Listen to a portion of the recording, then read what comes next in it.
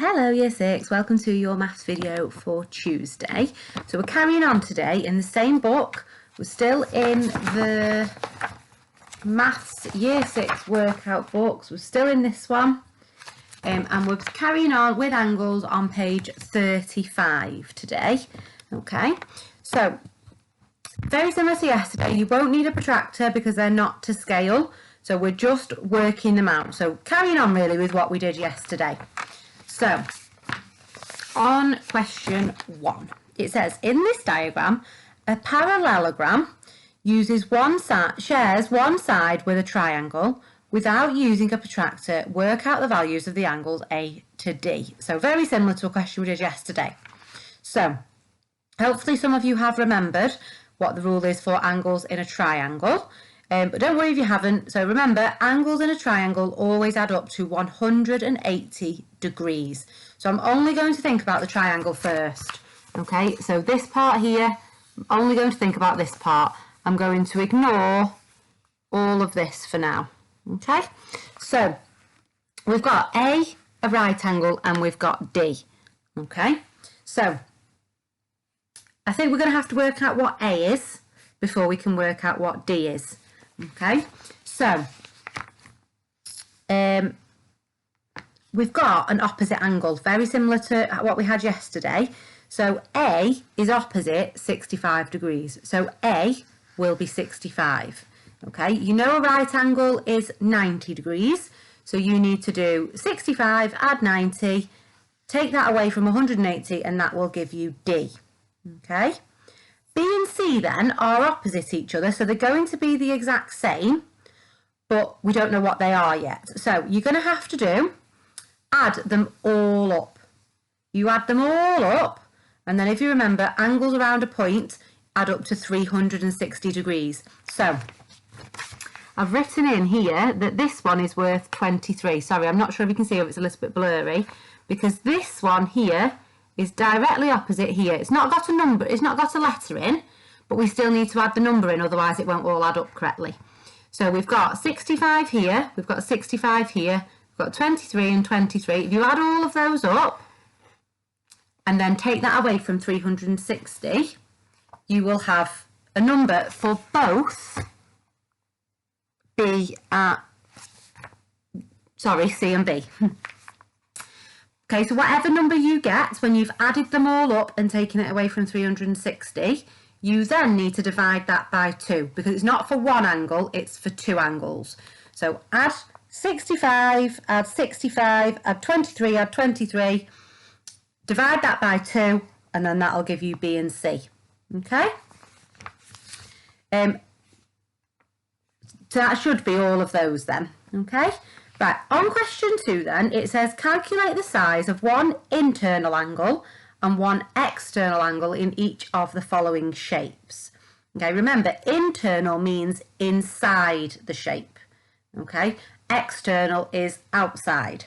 So internal and external angles always add up to 180. So for example, if the internal angle was 140 degrees, then the external would be 20 degrees, because it's got to add up to 180. Okay, now I've given you a little bit of help on this one because I think this is quite a tricky question. So I've given you the internal angles and I want you to work out the external. So you might want to pause your video. So we've got on the octagon, the internal angle is 135 degrees. The internal angle on a pentagon is 108 degrees, and on a hexagon it's 120 degrees. So now you've got those, and you know that an internal angle and an external angle equal 180 degrees. You can work out the external angle. Okay, so you might want to pause it there so you can copy those, and then you can work out the others. Okay, on question 3, it says calculate angle X for each of the pictures below. So for this, you need to remember that angles on a straight line add up to 180 degrees. So if you're working out X, you're going to have to add together the 3 that you've got and then take your answer away from 180. So you're going to do 70, add 40, add 36 and take it away from 180. On B, you've got a right angle, and remember a right angle is worth 90 degrees. So on B, you're going to do 39, add 32, add 90, and take it away from 180. Okay? On the bottom ones then, on question 4, it says, what is angle Y in each picture? Now, if you remember, angles around a point, so all the way round, equals 360 degrees. But you've only been given one. Now, you've got some opposite angles. So, if, where are we? So, if this is 80 degrees, this one's going to be 80 degrees. Okay, so 80 add 80 is 160.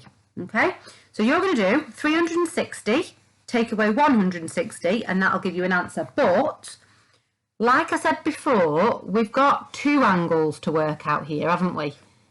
Okay, hang on, let me write it on and that might help you. So, if this one is 80, so we do 80 add 80 is 160. And then we're going to do 360, take away 160, which would be 200. Okay, so we've written it in. I don't know if you can see it. So if this one is 80, then this one's going to be 80. They're opposite angles, aren't they?